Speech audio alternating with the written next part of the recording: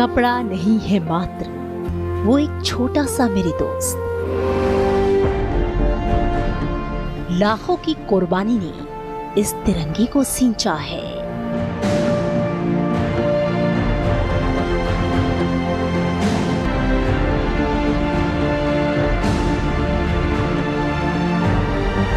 सूरज सा नारंगी तेज है जो शांति का सफेद संदेश है। ये खुशियों की हरियाली है जो चक्रवर्ती चक्रधारी है। संसद टीवी की खास सीरीज में आज बात देश की आन बान और शान तिरंगे की, मां भारती की अमिट पहचान तिरंगे की, जय हो के उद्घोष के साथ आसमान का सीना चीर लहराते तिरंगे की। आज बात मेरे साथ कहानी तिरंगे की। तिरंगा हूँ।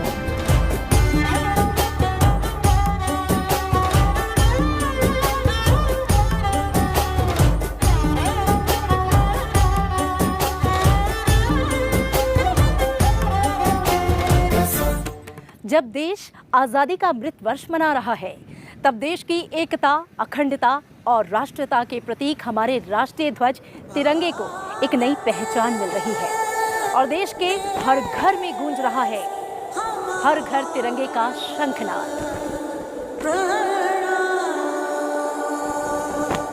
घर घर तिरंगा, हर घर तिरंगा, घर घर तिरंगा, हर घर तिरंगा।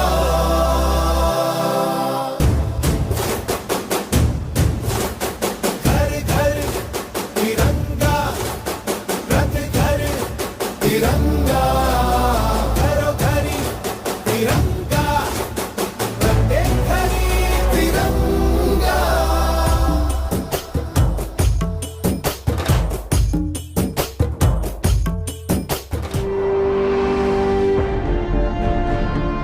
हर घर तिरंगा अभियान का हिस्सा बनने के लिए आइए हर घर तिरंगा फहराएं।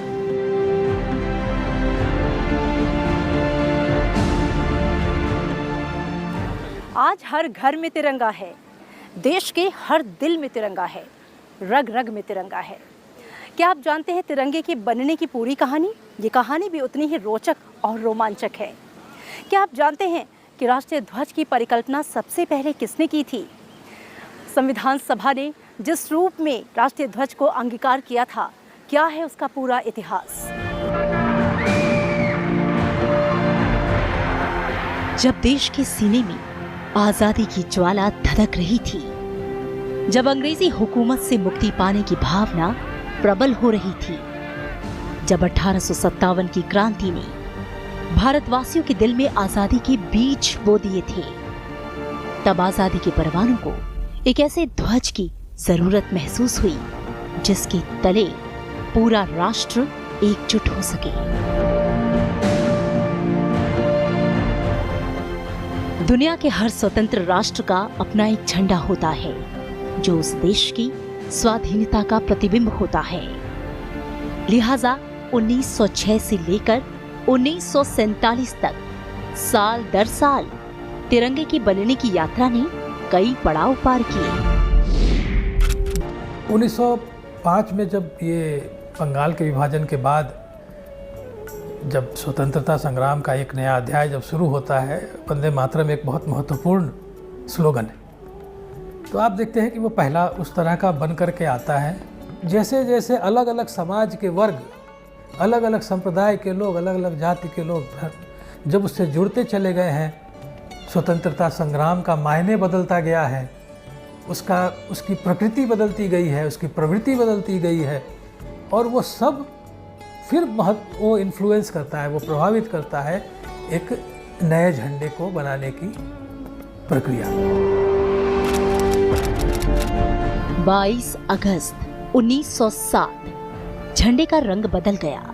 इस झंडे को मैडम भीकाजी रुस्तम कामा ने जर्मनी के स्टटग्रेट में फहराया था, जो किसी विदेशी भूमि पर फहराया जाने वाला पहला भारतीय झंडा था। ध्वज को सामूहिक रूप से मैडम भीकाजी कामा, विनायक दामोदर सावरकर और श्यामजी कृष्ण वर्मा ने डिजाइन किया। भारत के राष्ट्रीय ध्वज को डिजाइन करने में स्वतंत्रता सेनानी पिंगली वेंकैया का सबसे अहम योगदान रहा। पिंगली वेंकैया ने सन 1916 में नेशनल फ्लैग मिशन की स्थापना की और राष्ट्रीय ध्वज को रंग रूप देने का काम शुरू किया। साल 1917 कोलकाता में हुए एक अधिवेशन ने भारतीय स्वतंत्रता आंदोलन को एक नया मोड़ दिया। उसका साक्षी ये ध्वज रहा। डॉक्टर एनी बेसेंट और लोकमान्य बाल गंगाधर तिलक ने होम रूल लीग के दौरान तीसरा ध्वज फहराया, जिसमें 5 लाल और 4 हरी क्षैतिज पट्टियां और सप्तऋषि के अभिविन्यास में इस पर बने 7 सितारे थे। वहीं बाईं ओर ऊपरी किनारे पर यूनियन जैक था। एक कोने में सफेद अर्धचंद्र और सितारा भी था।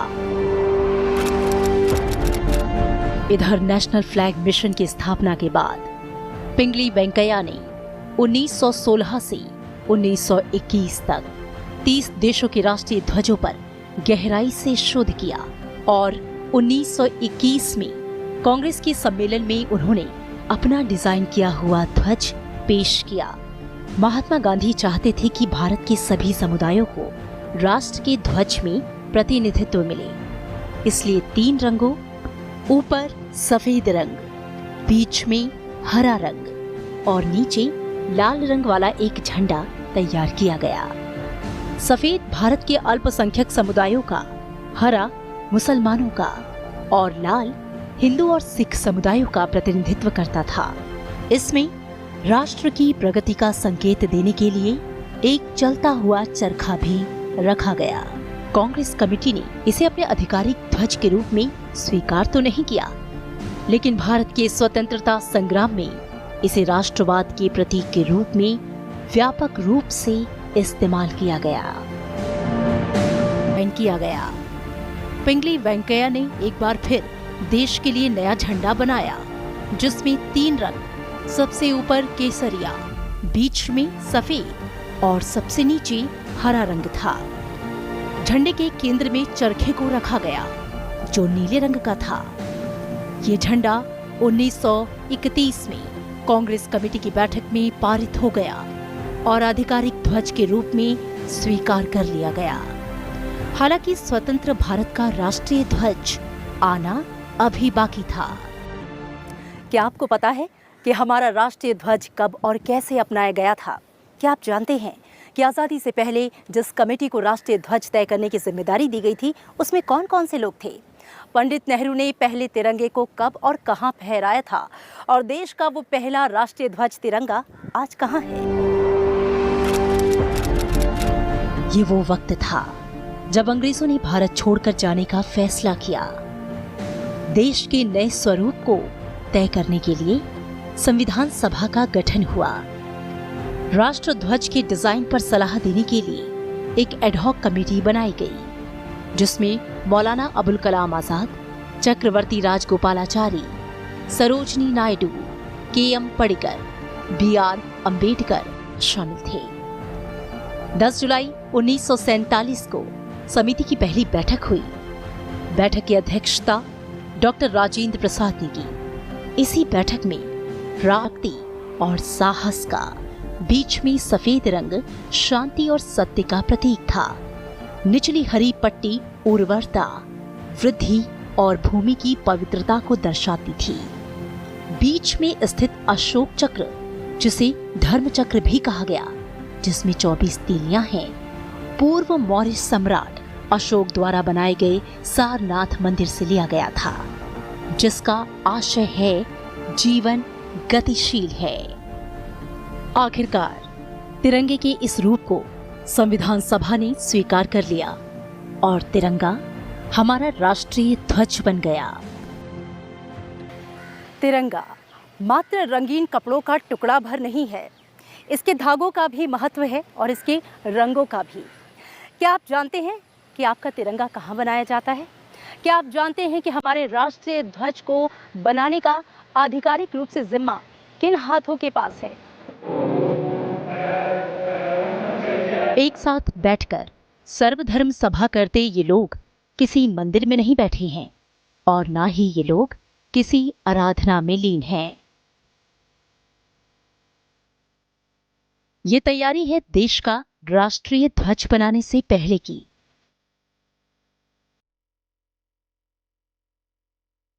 ये तैयारी है खादी पर हिंदुस्तान के रंगों को रंगने की।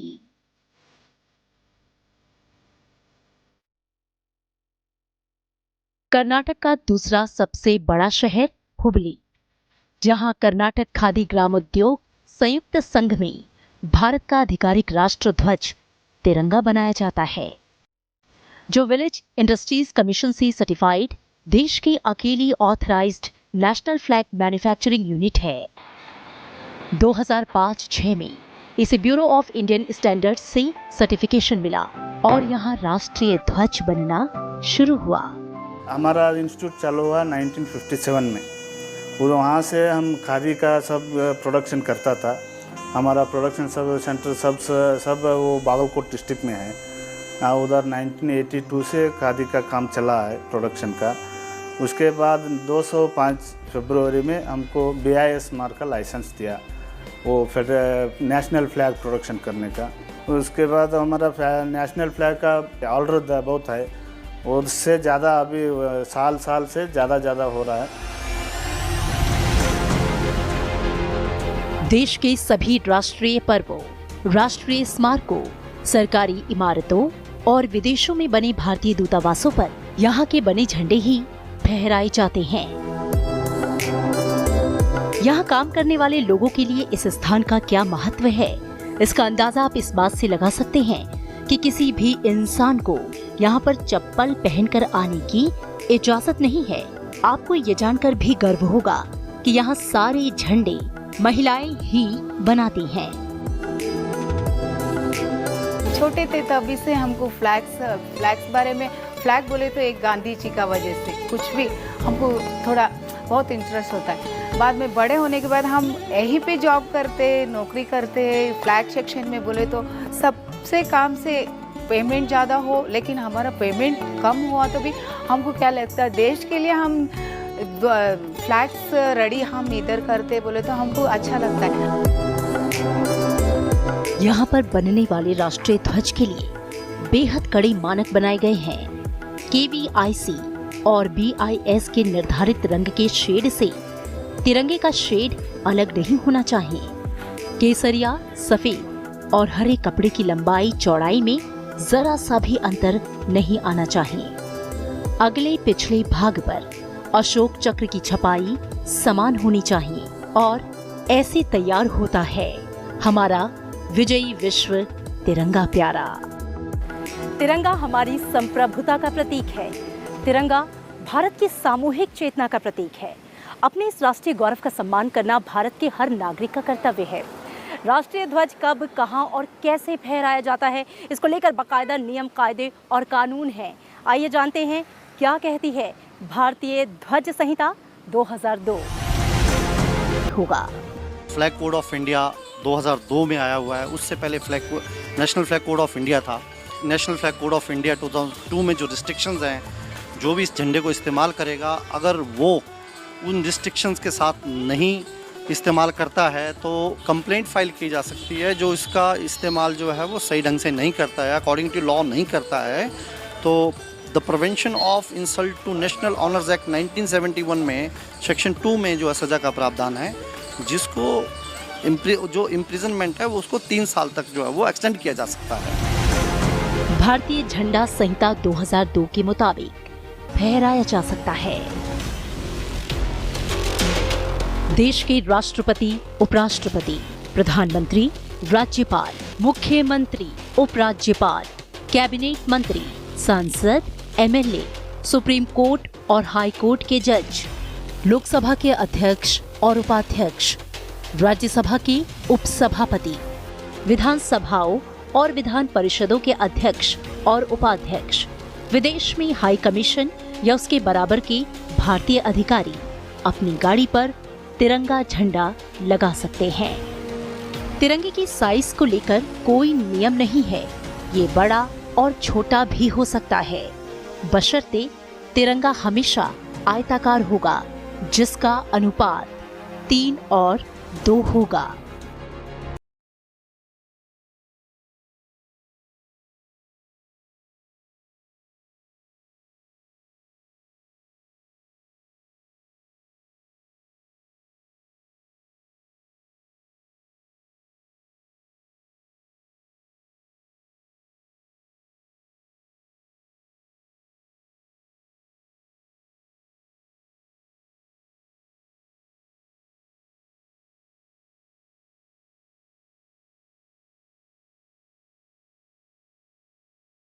जमीन पर फेंका जाएगा।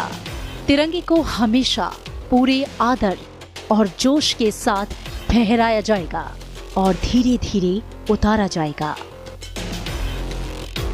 जय विश्व तिरंगा प्यारा, झंडा ऊंचा रहे हमारा।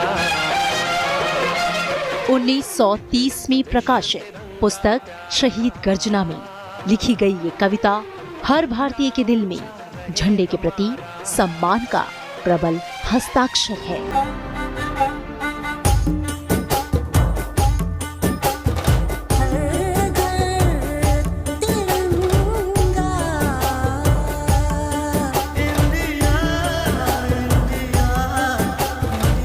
तिरंगा मतलब आजादी। तिरंगा यानी भारत की पहचान। तिरंगा यानी देश की आन बान और शान। केसरिया रंग है क्या? ये रंग मेरी शक्ति का है, ये रंग मेरी ताकत का है, ये रंग देश के माथे पे सजा। श्वेत है क्या रंग सत्य का? ये श्वेत रंग शांति का है, ये श्वेत रंग एके का है, ये रंग देश के दिल में है बसा। रंग हरा तो खुशहाली का है, ये धर्म चक्र विकास का। इन्हीं उसूलों से है ये बना तिरंगा हमारा, तिरंगा प्यारा। जब तिरंगा हाथ में ले पग निरंतर बढ़े, जब तिरंगा हाथ में ले दुश्मन से हम लड़े। ये विश्व का सबसे बड़ा जनतंत्र है। ये वीरता का गूंजता एकमात्र मंत्र है। ये वंदना है हमारी, ये माँ भारती का मान है। ये तिरंगा कुछ और नहीं, पूरे विश्व में सत्यमेव जयते का गान है।